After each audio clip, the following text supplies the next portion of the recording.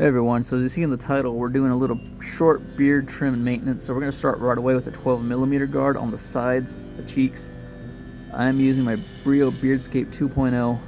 This is not a sponsored video. They didn't tell me to make this. I'm affiliated with them, so if you want to check them out, I got a link in the description with the code LanDope for a little discount. And if that doesn't work, then new buyers get a 10% discount anyway. So 12mm on the sides, and on the chin we're going to do a little longer, slightly longer, to try to elongate stronger chin and jaw defined look.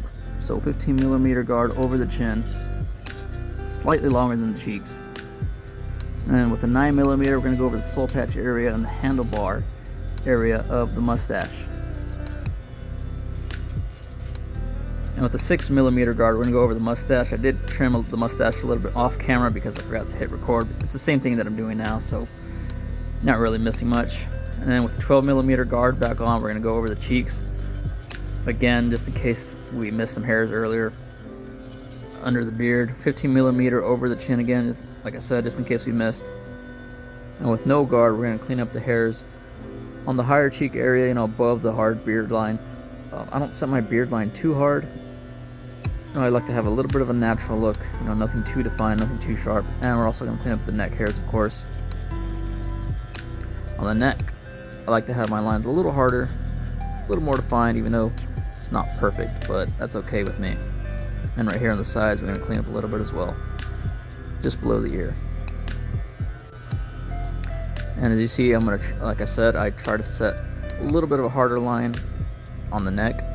So, again, it's not perfect, but as long as it's somewhat symmetrical.